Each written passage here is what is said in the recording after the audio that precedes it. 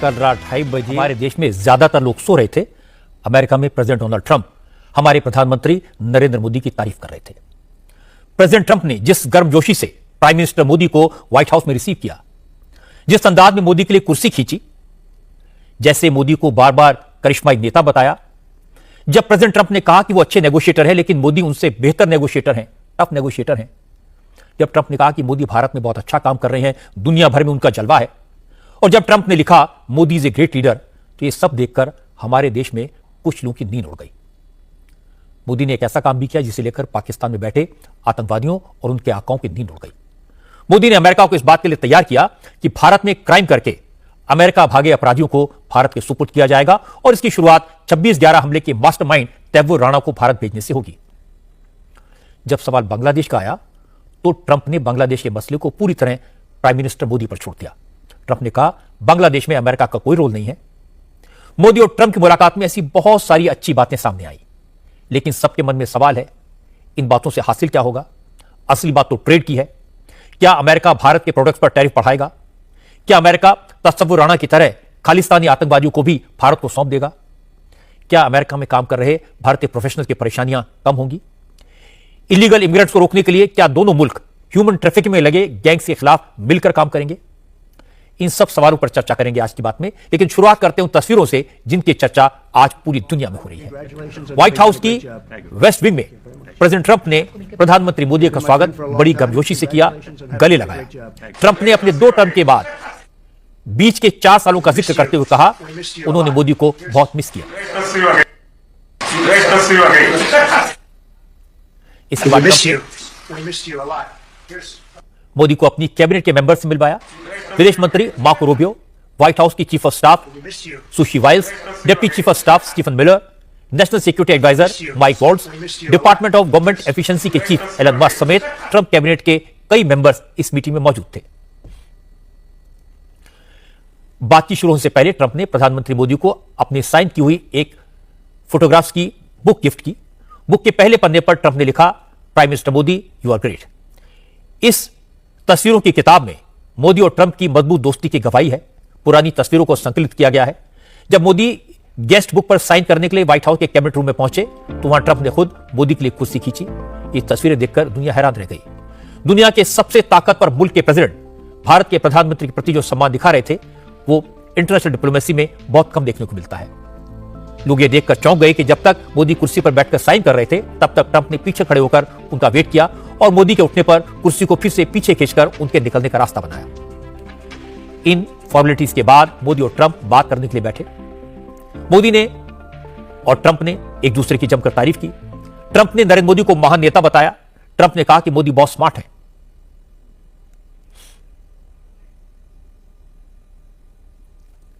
You're smart.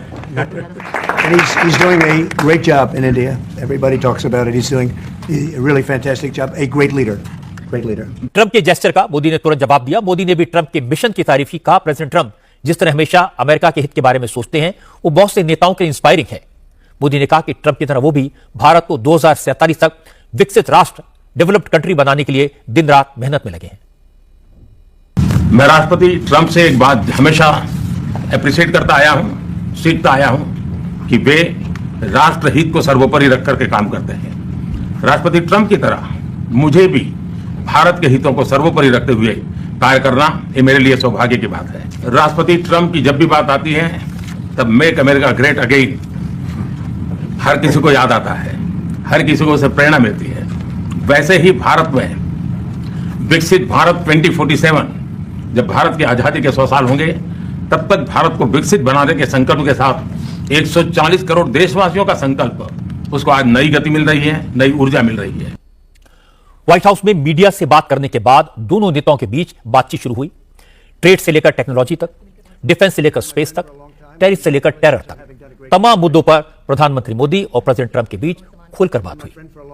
Bharat ने तय किया कि वो अमेरिका से एडवांस्ड वेपन्स खरीदेगा, तेल और गैस के इंपोर्ट को बढ़ाएगा। दोनों देशों ने आपसी व्यापार को अगले 5 साल में डबल करके $500 बिलियन तक ले जाने का टारगेट रखा है। मोदी ने कहा कि प्रेसिडेंट ट्रंप के मागा यानी मेक अमेरिका ग्रेट अगेन की तरह वो भी make India great again mission पर काम कर रहे हैं, और दोनों को मिला दें तो भारत और अमेरिका की पार्टनरशिप मेगा यानी बहुत बड़ी हो जाती है। अमेरिका के लोग राष्ट्रपति ट्रंप के मोटो मेक अमेरिका ग्रेट अगेन यानी मागा से परिचित है। भारत के लोग भी विरासत और विकास की पटरी पर विकसित भारत 2047 के दृढ़ संकल्प को लेकर तेज गति शक्ति से विकास की ओर अग्रसर है। अमेरिका की भाषा में कहूं तो विकसित भारत का मतलब मेक इंडिया ग्रेट अगेन यानी मिगा।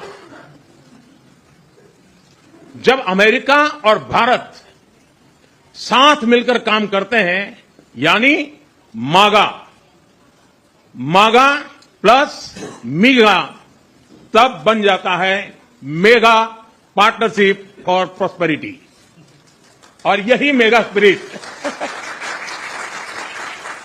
हमारे लक्ष्यों को नया स्केल और स्कोप देती है। फ्रेंड्स, आज हमने द्विपक्षीय व्यापार को 2030 तक 2 गुना से भी अधिक बढ़ाकर $500 बिलियन तक पहुंचाने का लक्ष्य निर्धारित किया है। नोट करने की बात है कि प्रेस कॉन्फ्रेंस में भी ट्रंप ने मोदी की खुले दिल से तारीफ की। दुनिया भर के पत्रकारों की मौजूदगी में ट्रंप ने कहा कि मोदी उनके पुराने दोस्त हैं। उन्हें 5 साल पहले भारत दौरे के वक्त मोदी की मेजबानी आज भी याद है। I'm thrilled to welcome the Prime Minister of India, my friend, Narendra Modi, back to the White House. We spent a lot of time here and a lot of time in India, and he's a very special man. Prime Minister, it is a pleasure to extend to you the same hospitality that you showed Melania and myself when we traveled to your beautiful country 5 years ago. It's hard to believe so long ago, and it seemed like yesterday. It was beautiful. We opened the cricket stadium, 129,000 seats, I think the largest stadium in the world, and it was an incredible period of time. There is truly a special bond between the United States and India, and the world's oldest democracy and the world's largest democracy, and I believe the world's largest country in terms of the numbers of people. इसके बाद Trump ने अपने favourite subject यानी business deals की बात की। President Trump ने कहा कि भारत अमेरिका से एनर्जी यानी तेल और गैस का इंपोर्ट बढ़ाएगा। अमेरिका भी भारत को नए नए हथियार, मिसाइल्स, हेलीकॉप्टर्स और फाइटर प्लेन्स देगा। ट्रंप ने कहा कि वो भारत को अमेरिका के 5th जनरेशन के फाइटर प्लेन F-35 देने से इसकी शुरुआत कर रहे हैं। Starting this year, we'll be increasing military sales to India by many billions of dollars. We're also paving the way to ultimately provide India with the F-35 stealth fighters. President Donald Trump पूरी दुनिया में deal maker के तौर पर मशहूर हैं। प्रधानमंत्री मोदी ने भी यह बात कही, लेकिन जब एक रिपोर्टर ने ट्रंप से पूछा कि आज की बातचीत में टफ नेगोशिएटर कौन रहा, बाजी किसके हाथ लगी, तो ट्रंप ने 2 टूक लफ्जों में कहा कि मोदी उनसे बड़े डील मेकर हैं, दोनों का कोई मुकाबला ही नहीं। Mr. President, you spoke about Prime Minister Modi as a tough negotiator. Who was a tougher negotiator today and who has a better negotiating tactic when it comes to tariffs? Oh, he's a much tougher negotiator than me, and he's a much better negotiator than me. There's not even a contest. वैसे जो Trump और मोदी की meeting में पाकिस्तान का जिक्र नहीं हुआ, लेकिन मोदी और ट्रंप ने वॉशिंगटन से पाकिस्तान को एक क्लियर मैसेज दिया। ट्रंप ने साफ कहा कि दुनिया भर में कट्टरपंथी इस्लामिक आतंकवाद तेजी से फैल रहा है और इसका मुकाबला वो भारत के साथ मिलकर करेंगे। ट्रंप ने कहा उन्होंने आतंकवाद के खिलाफ इस मुहिम की शुरुआत आज से ही कर दी है और अमेरिका 26/11 मुंबई हमले के आरोपी तैमूर राणा को बहुत जल्द भारत के हवाले कर देगा। ट्रंप ने बताया कि उन्होंने तैमूर राणा के एक्स्ट्रेडिशन की फाइल पर साइन कर दिए हैं। The United States and India will be working together like never before to confront the threat of radical Islamic terrorism, a threat all over the world, actually. Today, I'm pleased to announce that my administration has approved the extradition of one of the plotters and one of the very evil people of the world, and having to do with the horrific 2008 Mumbai terrorist attack, to face justice in India. So he's going to be going back to India to face justice. प्रधानमंत्री मोदी ने भी radical Islamic terrorism को लेकर Trump के बयान को support किया। Trump की बात को आगे बढ़ाया। मोदी ने कहा कि सीमा पार से जो आतंकवाद, जो टेरर नेटवर्क चलाए जा रहे हैं, उनका खात्मा करना जरूरी है, क्योंकि आतंकवाद दुनिया की प्रगति और शांति के लिए सबसे बड़ा खतरा है। आतंकवाद के खिलाफ लड़ाई में भारत और अमेरिका दृढ़ता से साथ खड़े रहे। हम सहमत हैं कि सीमा पार आतंकवाद के उन्मूलन के लिए ठोस कार्रवाई आवश्यक है और मैं राष्ट्रपति जी का आभारी हूं। उन्होंने 2008 के जिसने भारत में नरसंहार किया था, उस मुजरिम को अब भारत के हवाले करने का निर्णय किया है। भारत की अदालतें उचित कार्यवाही करेंगी। व्हाइट हाउस में बांग्लादेश के हालात का भी जिक्र हुआ। प्रेसिडेंट ट्रंप ने बांग्लादेश को लेकर एक बड़ी बात कही। ट्रंप ने कहा उन्होंने बांग्लादेश का मसला प्रधानमंत्री मोदी के ऊपर छोड़ दिया है। असल में ट्रंप से सवाल किया गया था, क्या बांग्लादेश में शेख हसीना के तख्तापलट में अमेरिका के डीप स्टेट का हाथ था? तो ट्रंप ने कहा शेख हसीना के तख्तापलट में अमेरिकन एजेंसीज का कोई रोल नहीं था। इसके बाद ट्रंप ने कहा कि बांग्लादेश के सब्जेक्ट को वो मोदी पर छोड़ते हैं, क्योंकि मोदी काफी समय से यह जिम्मेदारी निभा रहे हैं और वो बांग्लादेश से निपट लेंगे। There was no role for our deep state.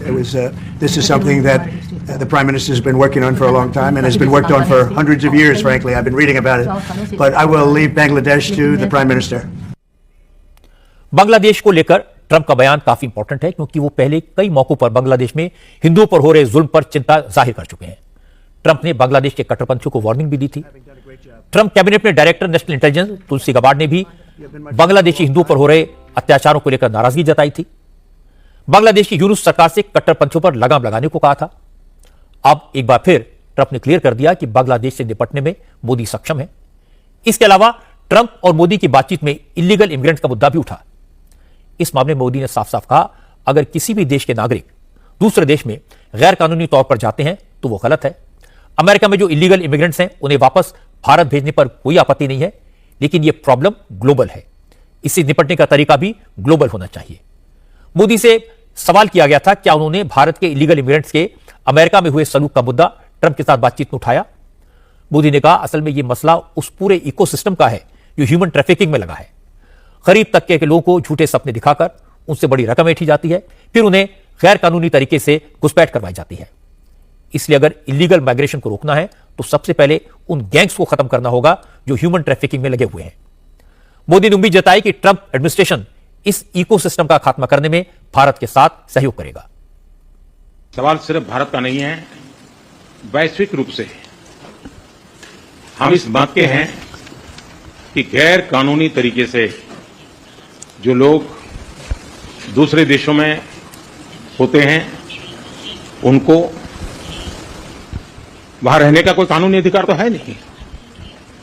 जहां तक भारत और अमेरिका का सवाल है, हमने हमेशा कहा है कि जो वेरीफाइड होगा, कि जो सच्चे अर्थ में भारत का ही नागरिक होगा, वो अगर अमेरिका में गैर कानूनी तरीके से रहता है तो उसको वापस लेने के लिए भारत तैयार है।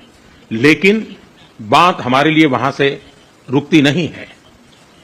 ये सामान्य परिवारों के बच्चे होते हैं, उनको बड़े बड़े सपने दिखाए जाते हैं और उनको ज्यादातर ऐसे होते हैं उनको गुमराह करके लाया जाता है। और इसलिए ये ह्यूमन ट्रैफिकिंग में जुड़े हुए पूरे इकोसिस्टम पर हमने वार करना चाहिए। और अमेरिका और भारत मिलकर के हमारी कोशिश है और हमारी कोशिश रहनी चाहिए कि इस प्रकार की पूरी इकोसिस्टम को हमें जड़ मूल से नष्ट करना चाहिए, ताकि ह्यूमन ट्रैफिकिंग बंद हो और गरीब लोगों को जो अपनी धन दौलत बेच करके ऐसे बड़े बड़े सपने दिखा करके उनको अंधेरे में रख करके ले जाया जाए, उनके साथ भी अन्याय है। और इसलिए हमारी बड़ी लड़ाई उस पूरे इकोसिस्टम के खिलाफ है और मुझे विश्वास है कि राष्ट्रपति ट्रंप भी इस इकोसिस्टम को खत्म करने में भारत का पूरा सहयोग करेंगे। 2 हफ्ते पहले अमेरिका ने गैर कानूनी तौर पर अमेरिका में घुसे 104 भारतीय नागरिकों को डिपोर्ट किया था।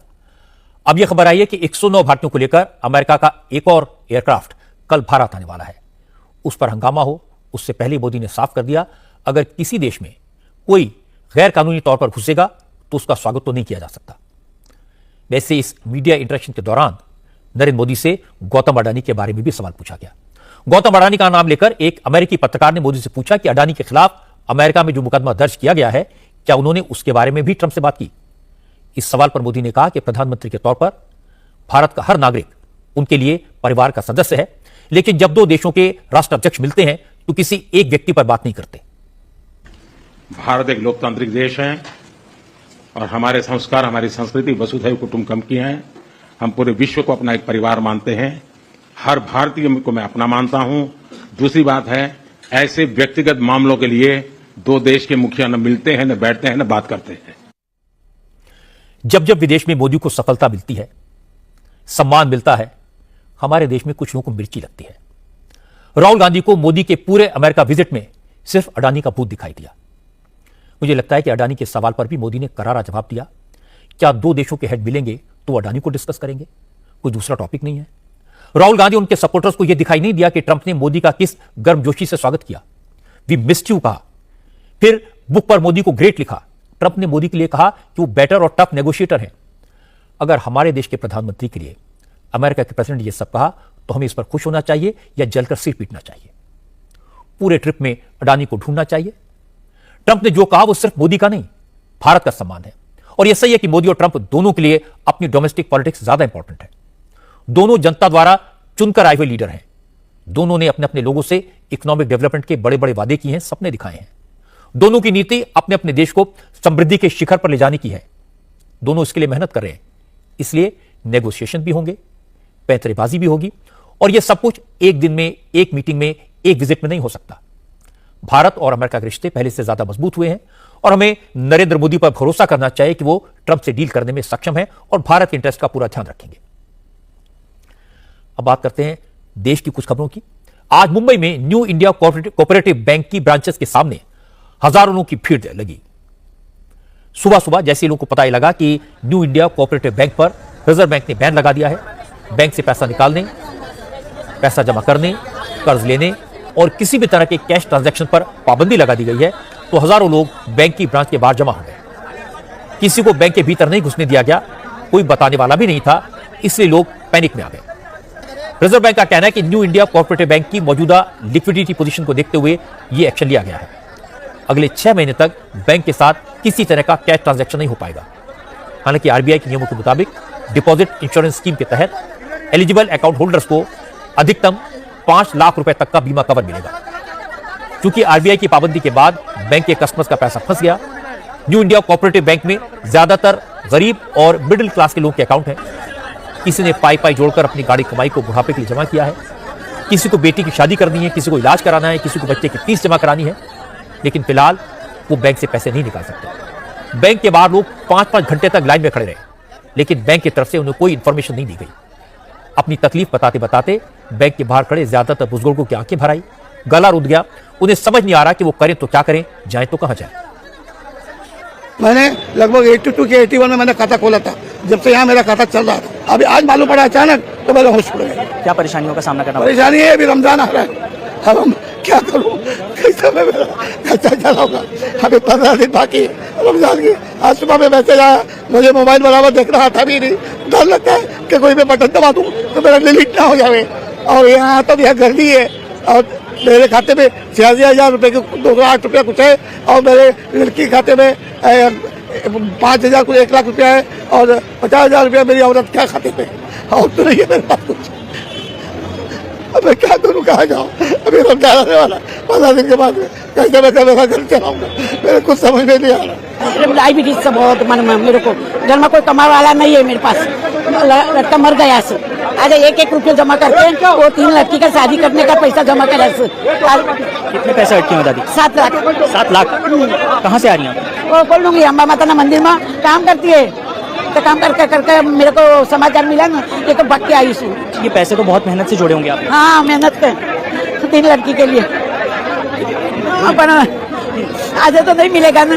आज नहीं मिल पाएगा चाचा। वो खाता में है, ये तो मिलेगा ना, चालू खाता में तो कोई नहीं जरूरत। नाम बताइए। मेरा मिथिला यादव। मिथिला जी, कहाँ से आ रही हैं आप? कितना पैसा अटके? मैं बालाजी 1 नंबर बिल्डिंग से आ रही हूँ। मेरा 2 लाख रुपया है। रिक्शा चलाता मेरा आदमी, उसमें से 1-1 रुपया बचा के हम लोग इतना दिन से रखा है।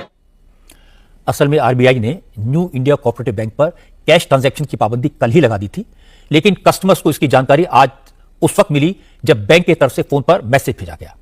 इसलिए आज सुबह से ही बैंक के बाहर हजारों लोग जमा होने लगे। भारी संख्या में ऐसे लोग पहुंचने लगे जिनके इस बैंक में लॉकर हैं, लॉकर में गहने हैं, कैश है, जमीन और प्रॉपर्टी के कागजात हैं।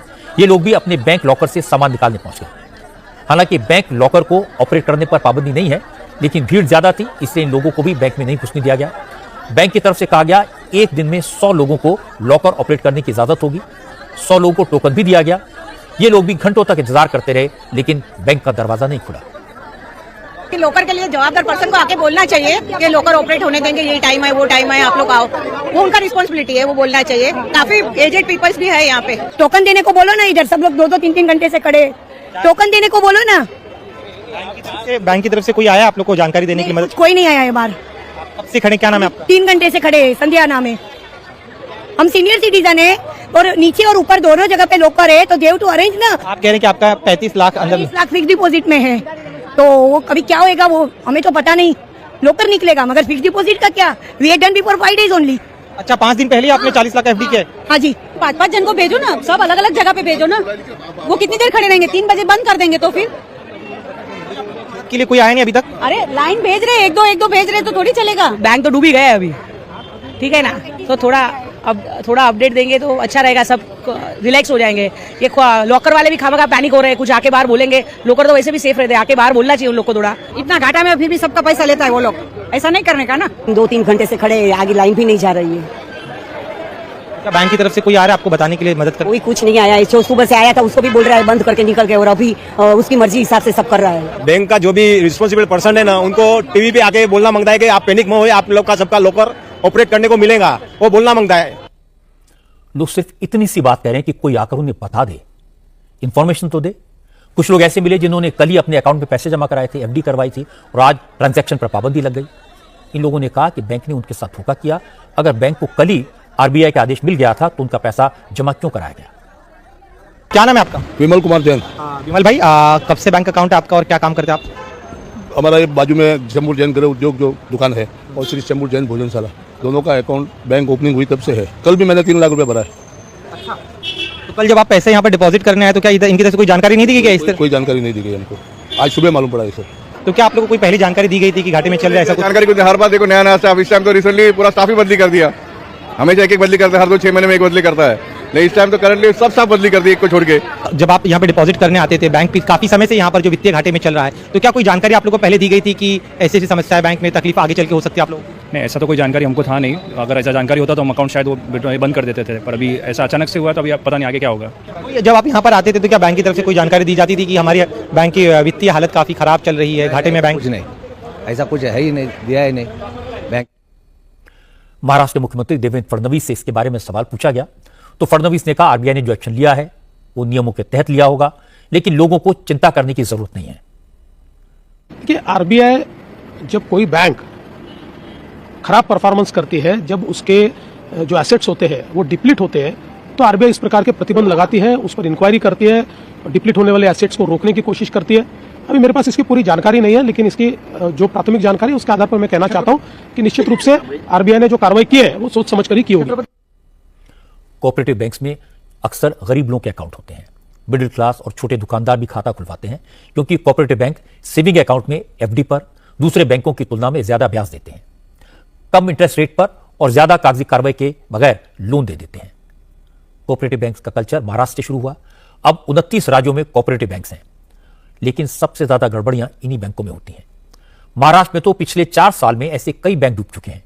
इसलिए न्यू इंडिया कोऑपरेटिव बैंक पर पाबंदी लगने से मुंबई में पैनिक ज्यादा है। अचानक किसी को पता लगे कि वो अपने अकाउंट से अपना ही पैसा नहीं निकाल सकता तो परेशान होना लाजमी है। बैंक के सामने खड़े गरीब लोगों की बात सुनकर यह लगता है कि रिजर्व बैंक को कुछ ऐसा प्रबंध करना चाहिए जिससे लोग कम से कम रोजमर्रा के खर्चे पूरा करने लायक पैसा तो अपने अकाउंट से निकाल सकें। और बैंक के ग्राहकों को साफ साफ बताना चाहिए उनका पैसा कब तक वापस मिल जाएगा, क्योंकि बैंक में जो गड़बड़ घोटाला हुआ उससे आम ग्राहकों का कोई लेना देना नहीं है, उनका कोई कसूर नहीं है, इसलिए उनको इसकी सजा नहीं मिलनी चाहिए। आज बीजेपी ने राहुल गांधी के करीबी कांग्रेस के सांसद गौरव गोगोई की वाइफ एलिजाबेथ कलबर्न के पाकिस्तानी लिंक पर सवाल उठाए। असम के मुख्यमंत्री हिमंता का आरोप है कि गौरव गोगोई की वाइफ एलिजाबेथ शादी से पहले तौकीर शेख के साथ काम करती थी। तौकीर शेख आईएसआई में बड़े पद पर काम कर चुका था, पाकिस्तान के प्लानिंग कमीशन का मेंबर था। शादी के बाद 2015 में गौरव गोगोई ने पाकिस्तानी हाई कमिश्नर अब्दुल बासित से मुलाकात की थी। इसकी जानकारी होम मिनिस्ट्री को नहीं दी। हिमंता ने ट्विटर पर लिखा कि पाकिस्तानी हाई कमीशन से मिलने के बाद गौरव गोगोई ने पार्लियामेंट में जो सवाल पूछे उनमें से ज्यादातर नेशनल सिक्योरिटी से जुड़े सवाल थे। उन्होंने वो सारे सवाल ट्विटर पर पोस्ट कर दिए जो 2015 में गौरव गोगोई ने लोकसभा में पूछे थे।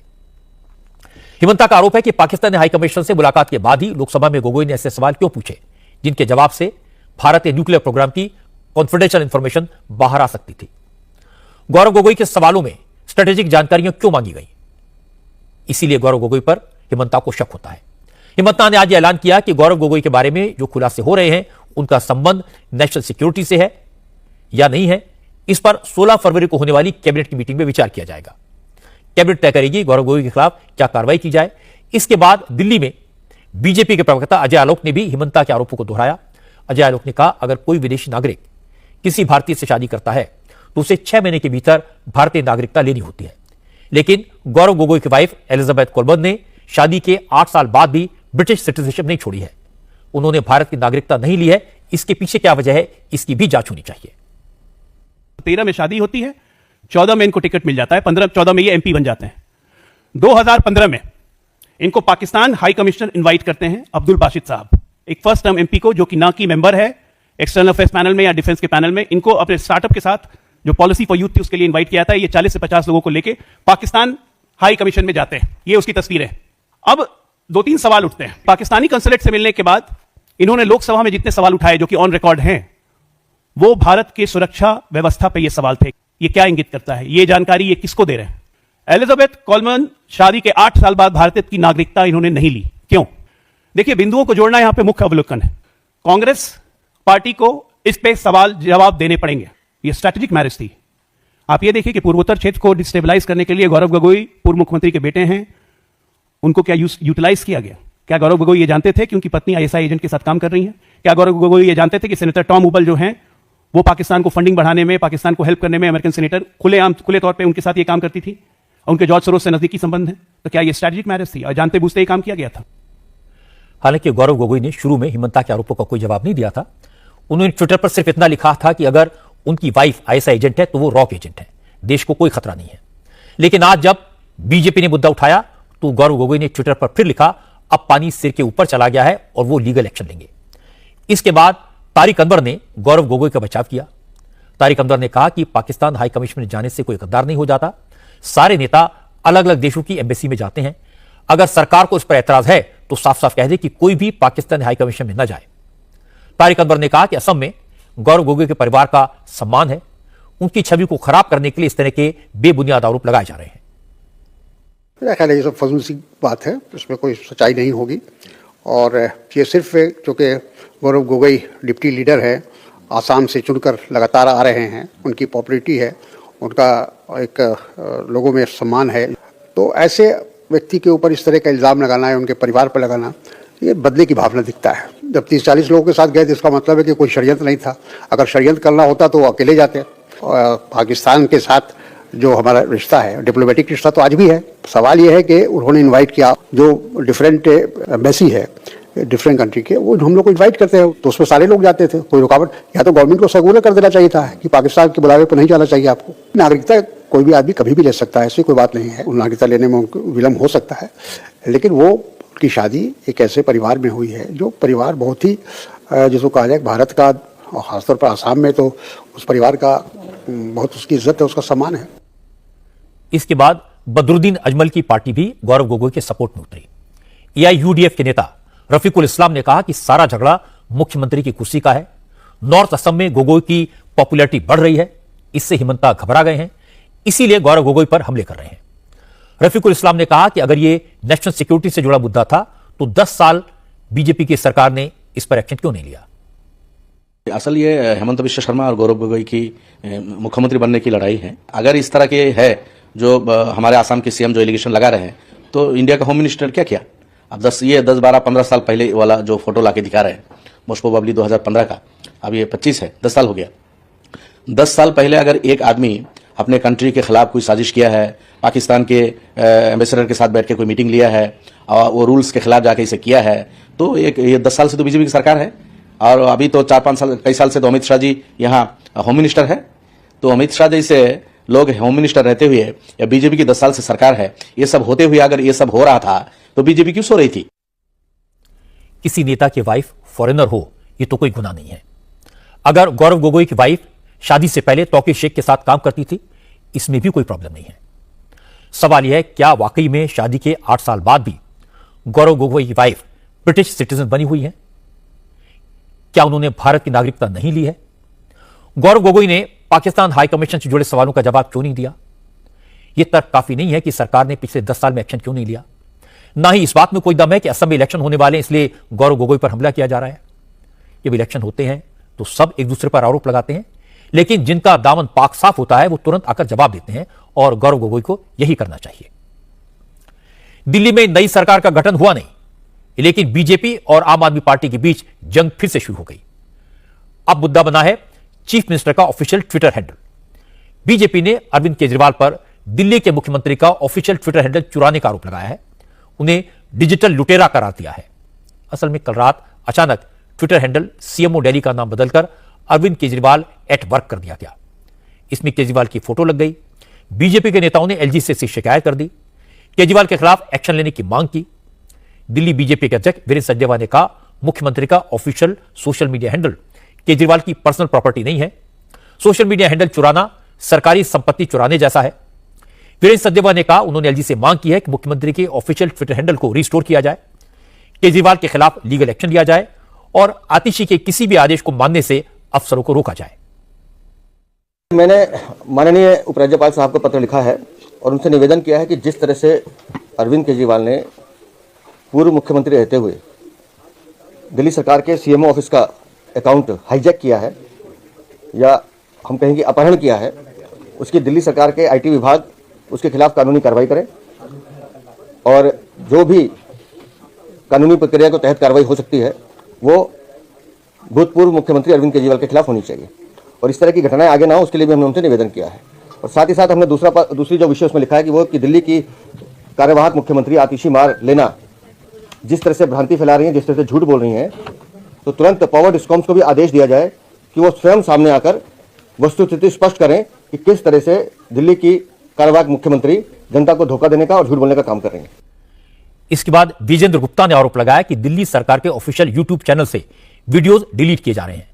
गुप्ता ने कहा, अपनी पोल खुलने के डर से केजरीवाल सरकारी डिजिटल डॉक्यूमेंट्स हटवा रहे हैं।